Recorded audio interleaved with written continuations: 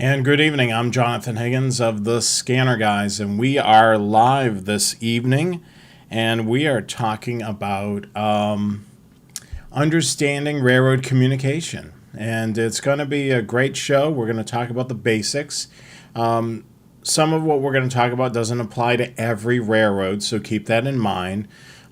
This is typically what I've experienced here on the East Coast and the Midwest here. So systems may be slightly different depending on where you're at, but in the general sense, it's very much like this. So let's get it underway. Tonight's show, Understanding Railroad Radio Communication.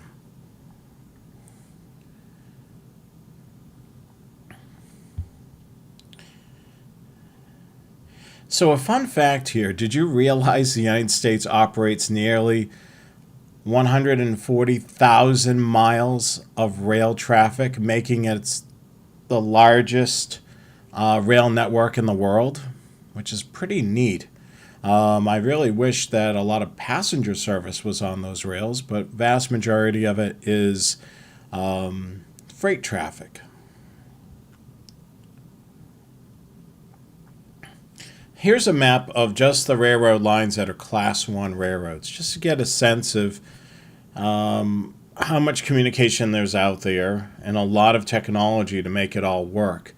You think of, railroad communication is definitely key for being able to jockey around traffic along the line and also being able to report anything that may be going on the line as well. You can see, a lot of Class 1s on there from Union Pacific, BNSF, Canadian Pacific, Kansas City, Canadian National, Norfolk Southern, and of course CSX. So there's a lot of rail lines on there for the Class 1s. And how does it all work with the communication?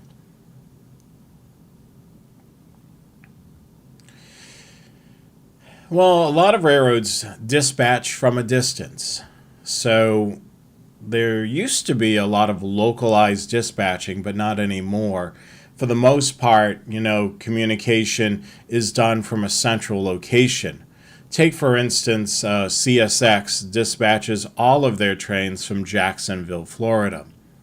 Norfolk Southern dispatches from Atlanta, Georgia. Genesee and Wyoming, all those lines across the country that Genesee, Wyoming owns. St. Albans, Vermont.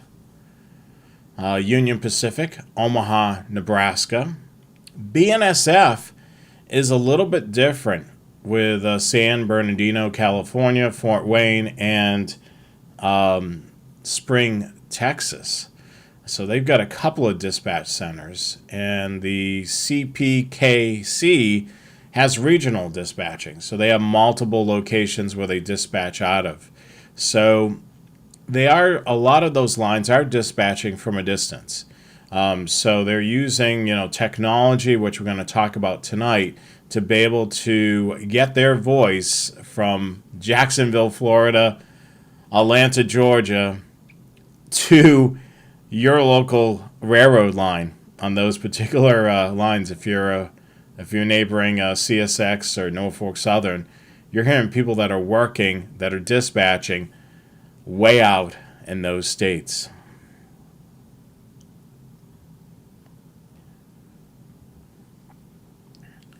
So the dispatcher is able to reach those tracks by utilizing base stations. Typically, a tower or a base station is positioned every 20 to 40 feet to facilitate that communication, enabling interaction in between trains and dispatchers. The base is linked to the dispatcher via landline, satellite, or fiber. So their voice is traveling through one of those devices to make its way to that tower along the track. And the same thing is happening for the dispatcher to be able to listen in to the communication along that railroad line with that train crew or that maintenance away crew being able to be heard at one of those dispatch centers. If we're talking about Norfolk Southern, Atlanta, Georgia. And the communication is what we call simplex, a radio communication. which means that it's line of sight. So it's line of sight communication where the radios are able to hear each other within a short distance without using a central device like a repeater. I misspoke there. Sorry about that. 20 to 40 miles. Sorry about that. This is a live show. So I made a little mistake there. So AKA line of sight. What band do the railroads use? So it's 160 to 161 megahertz. And that's typically here in the United States. We've talked about those frequencies at length on this channel. But yeah, I mean, this is quite interesting. You know, it's interesting technology that they're using to be able to get those voices where they need to be heard, and also being able to transport the voices that are on the line to those dispatch centers. So let's take a look at line of sight. Let's kind of understand it. So we know that that tower has anywhere from 20 to 40 miles of communication. So we can see the range there of that tower. So that's basically the blue line that you see on the top of the screen. So if we've got a couple of rail fans along the line, and of course, you know, rail fan number 2, which is in range of the tower, they're going to be hearing the dispatcher all the time if they're transmitting off of that tower. As for that rail fan number 2, they're not going to hear the train crew at all because they're too far away.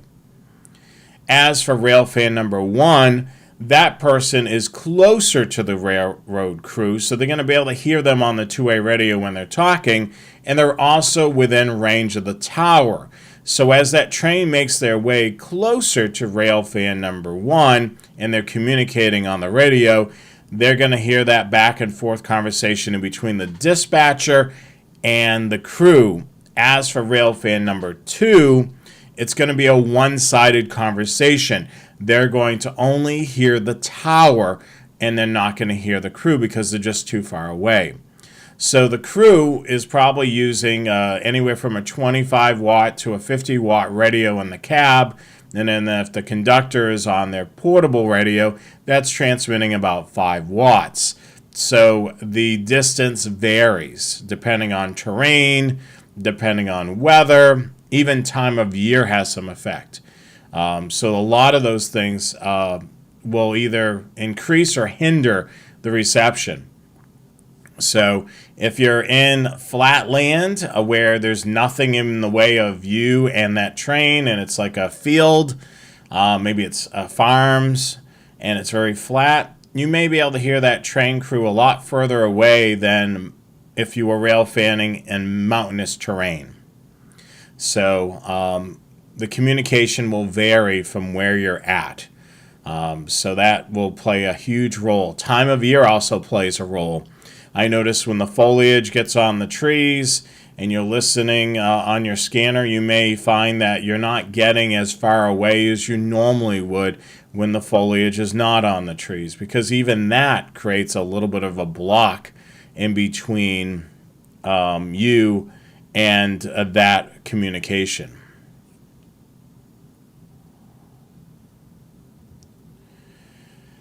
So tuning into the channels, there's a lot of channels. If you've been on Radio Reference, you've probably seen a lot of these channels labeled a certain way. Let's go over some of the basics. So the road channels, this is primary for communication along the main line or the secondary line. So this is when they're traveling down the railroad tracks. Typically, they're going to be on the road channel. There is also yard channels. This is allowed to have that communication localized to that particular yard. So when they're doing stuff in the yard, they're not on a main channel like a road channel interfering with the day-to-day operations on the road channel. So they'll switch over to a yard channel, and then their communication will be contained to that particular channel. Now some railroads, for a main line, they'll have 2 channels. They'll have the road channel, which the crew will stay on until they're told otherwise. Let's say the dispatcher calls them on the road channel and says, hey, I got to give you some instructions.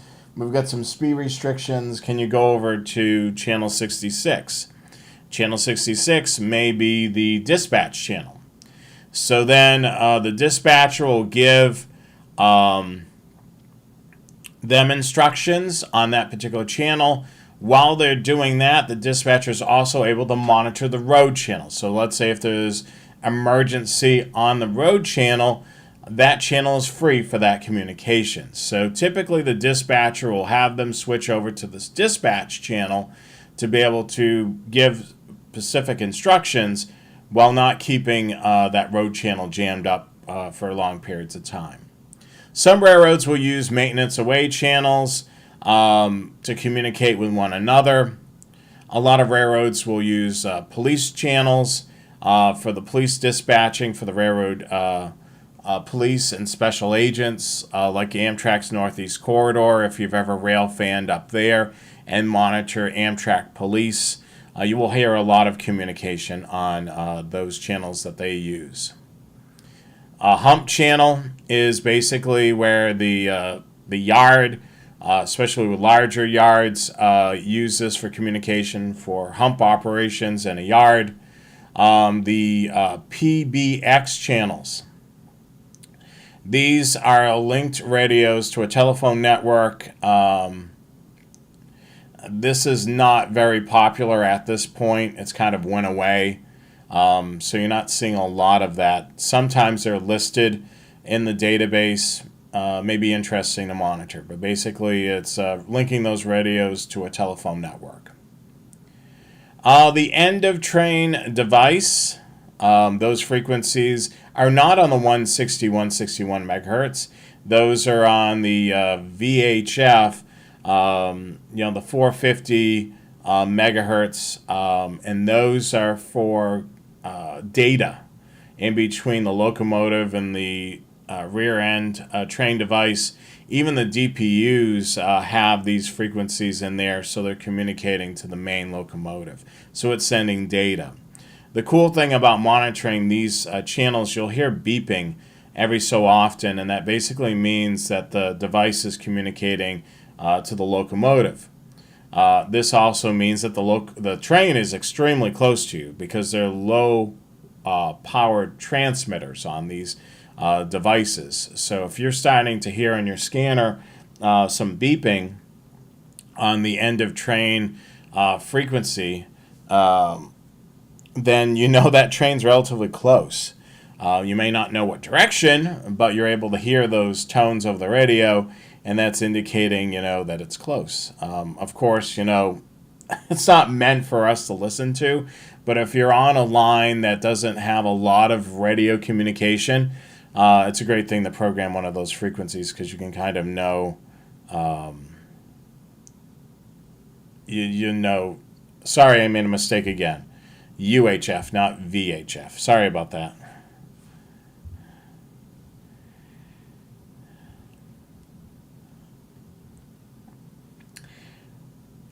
Dispatching the trains. This photo is credit of Norfolk Southern's website, and this is typically what the dispatch console will look like. It'll have, it'll be on the computer. It'll show the line. It'll show indications of what's going on the line, where the train is, if they've routed a pathway for that train, what position the switches are in, and so forth.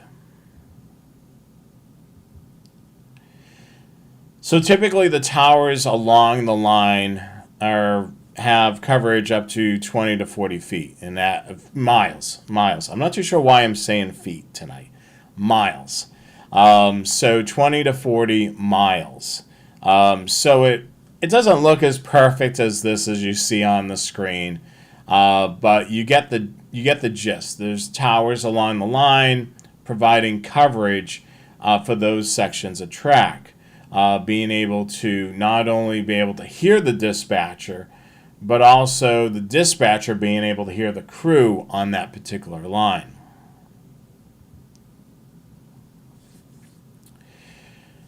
Towers along the line allow you to be able to hear communication. So basically, each one of these are transmitters and receivers. So they're listening for activity. So sometimes on a busy line, the tower is listening. Not really the tower, but the dispatcher is able to listen to what's going on for communication there.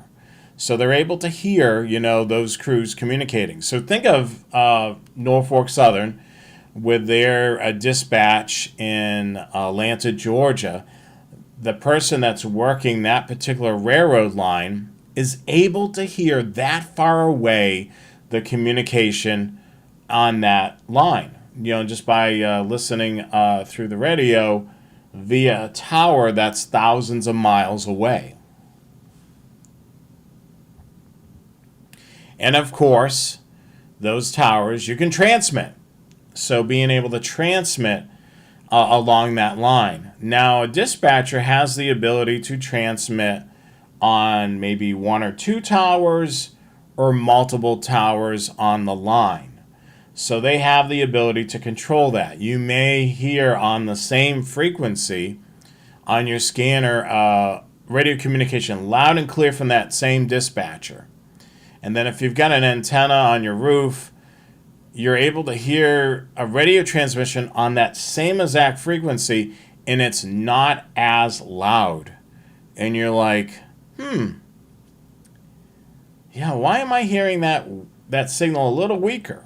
The reason being is maybe the dispatcher's communicating with a different train and using a different set of towers that are further away from you.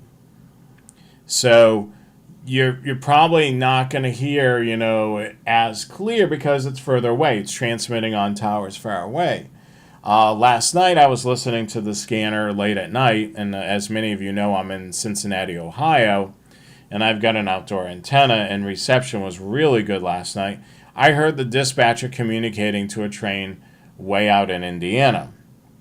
And of course, I recognized the voice of that dispatcher, because that dispatcher works the line that's closest to me, so I could hear that person loud and clear when they were communicating to a train that was near me.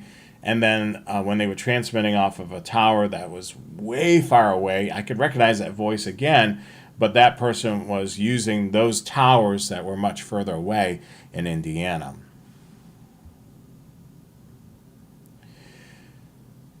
Also, some of these towers will have more than one antenna. They may serve as for the dispatch channel and the road channel. So if it's a railroad line that has two frequencies, you may see on the tower that there's two different antennas, one for the road channel, one for the dispatch channel. That allows, for a way to be able to triage that communication. So as I mentioned earlier, if the dispatcher has instructions for that crew, they'll switch them over to the dispatch channel, keeping that road channel wide open in case there's an emergency, which there occasionally happens to be an emergency every now and then. So keep that in mind. So a lot of times, there'll be more than one antenna on those towers. Some railroads use DTMF codes or tones. And you hear it all the time on the scanner, and you're wondering, why do I hear it sounds like somebody's dialing a telephone? There's good reason for that. A train crew can send a DTMF code via the radio's keypad to communicate with the dispatcher. The nearest tower that receives the code will respond back with a tone. Some railroads have a waiting tone beep while the call is pending. When this happens, it signals the dispatcher. Maybe this dispatcher is working multiple railroad lines. It knows that somebody on the Newcastle line is calling the dispatcher in this case. So then the dispatcher hears that, is able to communicate with that train and assist them with whatever they need. So it kind of gets the attention of that particular dispatcher. And you can see here, this is an example of a cab radio. It does have, a touchpad there to be able to use that to be able to dial up the dispatcher.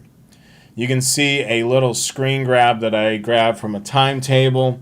You can see the dial-in radio codes, and you can see for the Newcastle dispatcher, they would press into their radio 936, and that would dial up the Newcastle dispatcher. You can also see in there, and typically in the timetable, a list of the AAR radio channels, and you can see that the Newcastle District Dispatcher is on channel 22, and you can see some of the other neighboring railroad channels there as well, for Guest Street and some of the lines that, in this case, Norfolk Southern shares with CSX, with trying to call those various dispatchers. So all good stuff there, and that's kind of why you hear some tones over the radio. And that's some of the basics of understanding railroad radio communication. Sorry about a couple of my mistakes today. It's been a long day. It's been a busy one for me at work, so it's been a busy week. So sometimes I get a little tongue-tied, and sometimes I just don't say the right thing. I start my day at 7:30, and then I put together the show on Wednesday night for you. So I do apologize for some of the errors that I made. I saw that people were quick to correct, but yeah, I'm sorry about that. Any questions about railroad communication? I know Chris Schultz mentioned who dispatches the Michigan lines. That depends on the railroad that owns the line. So, depending on who operates on the line, it may be that particular railroad company that dispatches. For example, I've got a lot of CSX railroad lines that are around me, so CSX dispatches them. And then there's a couple of Norfolk Southern lines that are through here, so Norfolk Southern dispatches them. So you think about Amtrak, a lot of times Amtrak is a guest on a railroad line.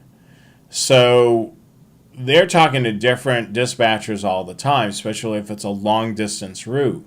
Like, for example, through the Cincinnati area, they're talking to the Cardinal service for Amtrak is talking to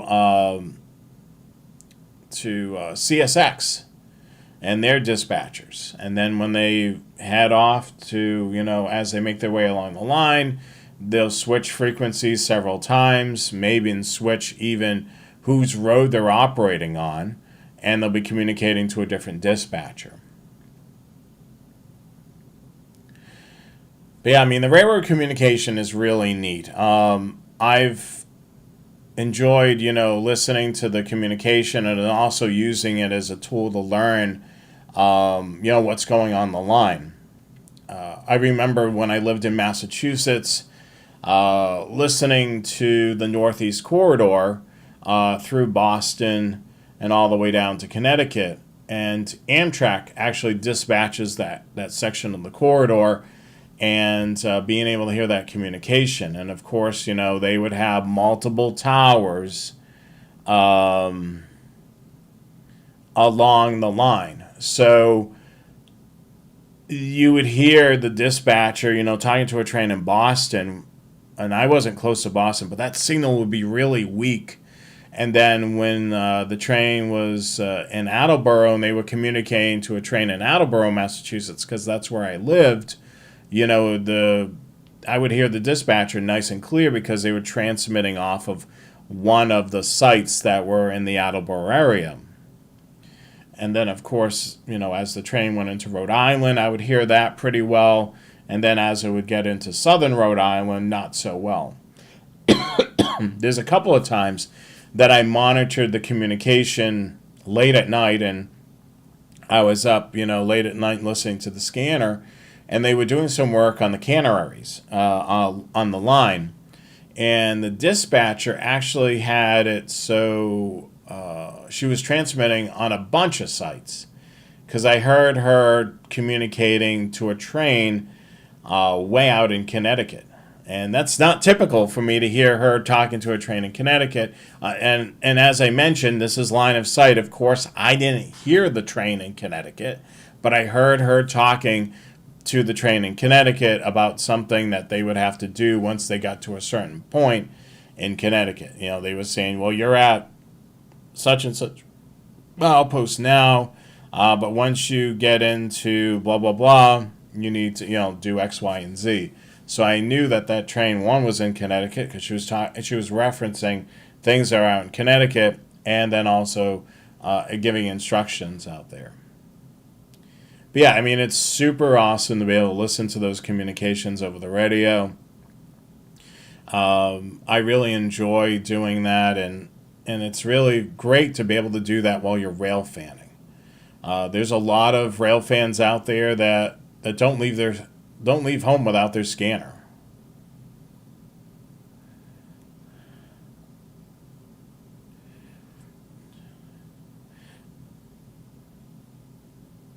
So the Trainman 64 is asking, I would like to get a base station here in Cincinnati. Do I need a big outdoor antenna? So it all depends. So what I would probably recommend is maybe an antenna that's tuned to the railroad frequencies. Remember, they're on VHF, that 160 to 161 megahertz. There's several antenna options that are out there that are tuned to that Pacific band. So if you just monitor the railroad communication and you don't bother with public safety or anything else, you may want to get an antenna that's tuned to that Pacific band. The other thing, too, is if you're going to invest in an outdoor antenna, make sure, one, you get a decent mounting gear, depending on how you're going to mount the antenna on your home. The other thing, too, is don't go cheap on the coax cable. Because the great thing about putting an antenna on the outside of your home, you're able to increase the height of the antenna, which is better than having the antenna in your house. But if you go cheap on the coax cable, you're going to experience signal loss. So you're basically defeating the purpose of putting the antenna on the outside of the home.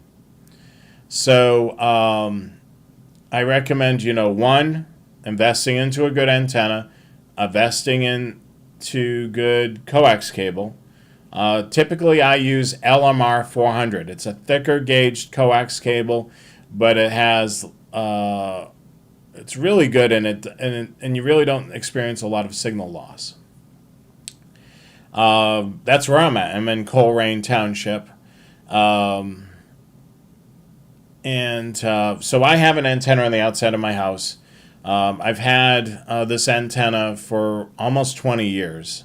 It's the Austin Ferret. It's very expensive. It works really well. It works great on the railroad frequencies.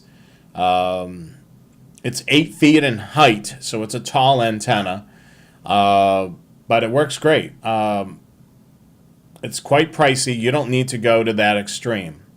The antenna was actually gifted to me by my previous employer, which they gave me the antenna when I bought my first house as a gift, which was super nice. And I've kept the antenna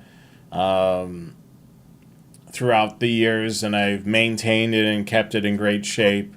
So it's one of my favorite base antennas. But there's several companies out there that have railroad tuned antennas So I'd probably do that. If you're looking to monitor public safety, such as police and fire, you want to do a wideband antenna. Most popular is a disc cone base antenna. It basically has several aerials around it. Looks like a cone, upside down cone, and then usually has an aerial going up.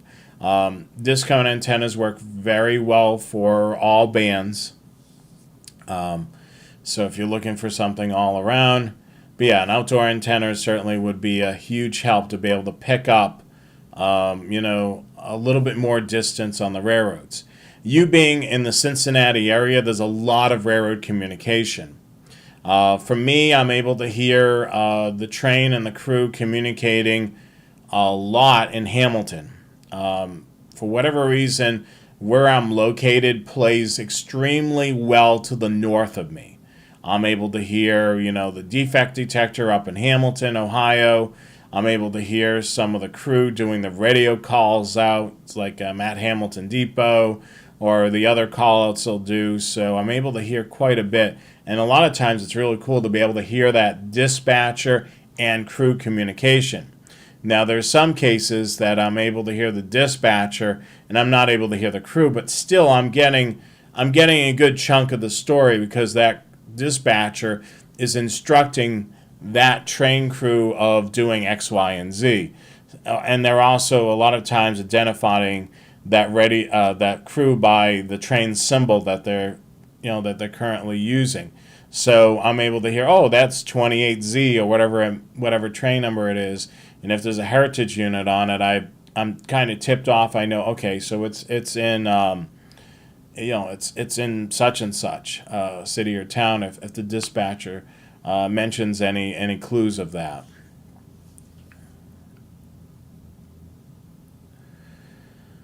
Paul, great question. For subway systems and light rail, I can tell you that the light rail here in Cincinnati, they operate on a trunk system, which is shared with other people, and I believe it's I can't remember what trunk system it's on. I want to say they're on the trunk system where the buses communicate as well on it. So with that particular, for the light rail, that is on the trunk system. The MBTA subway system in Boston is operating also on a trunk system. It's a Pro Voice digital trunk system. It's an older type of trunk system, but they're on there. Back in the day, they operated on a UHF system, which was the 400 megahertz. And then they switched over to this Pro Voice trunk system, which works pretty well. I've monitored that system. A lot of times, these light rail and subway systems will operate on maybe a trunking system, or maybe they'll have their own type of communication system, and they may not be using the designated railroad frequencies of that 160 to 161 megahertz. So radio reference is going to be your friend with trying to figure all that stuff out.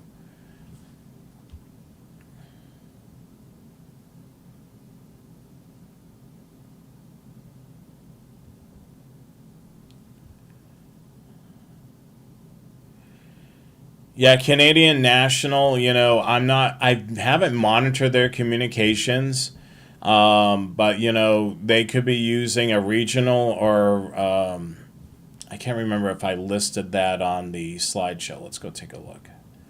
Take a quick peek. I didn't see the information for Canadian National.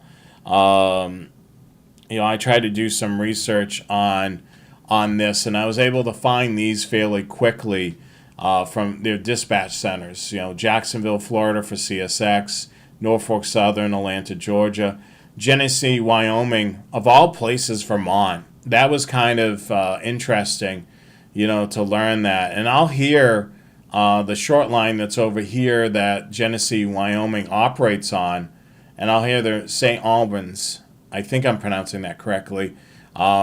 the dispatcher answering saying St. Albans, and I'm like, where the hell is this St. Albans? And after doing research for this presentation, I was saying, oh my God, they're referring to St. Albans, Vermont, which is quite interesting, to say the least. So, but yeah, I mean, there used to be local dispatching back in the day. They would communicate to somebody that was local to the area, but everything with technology, you can have all the dispatchers all in one room, and they're able to communicate, with trains that are hundreds and hundreds of miles away. Any other questions for this evening before we wrap up the show? I just thank you so much for everybody that's joined. So sorry once again about a couple of my errors that I spoke tonight. It's just, it's been a crazy week. I do my job full time, and then I do both the Scanner Guys and Train Aficionado, and then I'm also the president of the Cincinnati Railroad Club. So I juggle a lot of projects and things. But I was really excited to be able to put together this show because, it kind of joins my hobbies of rail fanning and scanners together. And you notice that we do a lot of shows on Train Aficionado Live, kind of geared towards the communications or geared towards the scanner element, because it's a great marriage in between the two hobbies, because you're using your scanner to be able to get a heads up on, where the train is. In the Cincinnati area, this is definitely a lot of communication. I was blessed with that, being here. Also, when I lived in Massachusetts along the Northeast Corridor, that was always bustling with communication as well, with Amtrak and the MBTA. And then when I lived in North Carolina, I lived on a main line. But, there was some communication, but it wasn't a crazy amount of communication that I hear here. I can tell you in the middle of the night, if you're listening to the scanner in a place like Cincinnati, you can hear traffic on there. You can hear a defect detector going off, and sometimes, during the night time, it's busier than during the day. But it all depends, when things are shifting through the area. Well, I thank you all for joining me tonight for the Train Aficionado live show. I will be having another rail fan get-together trackside in July, and then we're planning something also in August as well. So kind of some cool stuff. We'll post that on the website under the events page. But I appreciate, all of you watching as always. Wow, you began your rail fanning at 70 years old, and then he moved to Central Ohio from Central Florida. Hopefully I can find Danny Hartman on the high rail. He's came up to Ohio once to do some rail fanning, and he loved it. So hopefully we'll see Danny Harmon up here again. I've interviewed him on the channel a couple of times. We've had him as a guest presenter with the Cincinnati Railroad Club. I told Danny, next time you're coming up here, definitely let me know when you're in the Cincinnati area. I'd love to be able to show you around and be able to do that. Chuck's listening tonight, long-time listener. I'm sure Jenny's not too far away. Say hello to Jenny as well. Hopefully you guys are having a great week. Okay, I read that the wrong way. So you're from Central Ohio, and then you moved to Central Florida. Well, the likelihood of you running into him is high if you go out to some of the tracks that he goes rail fanning. You might be able to run into him trackside. I know he does a couple of events in the Folkestone Funnel. the Folkestone Funnel in Georgia. So if you go to one of their, I think they have Winter Rail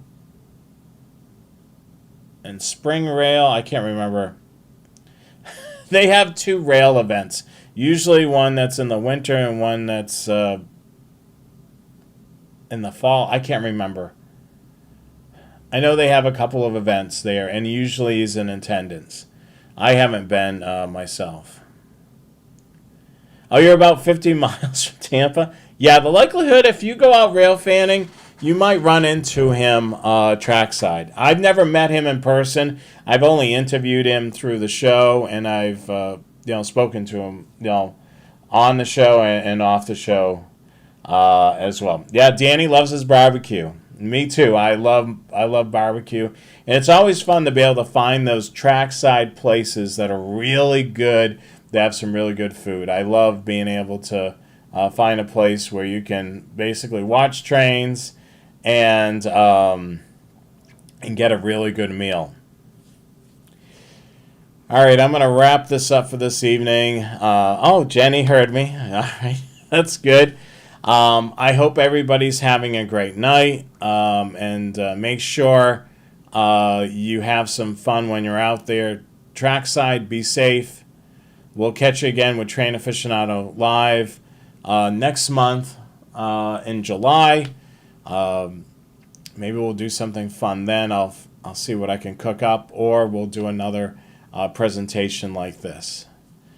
Thank you so much, and make sure Scanner Guys is coming up on the 4th Wednesday of the month, which is June 25th.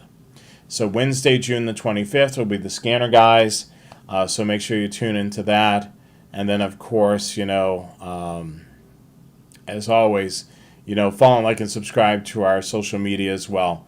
We greatly appreciate it.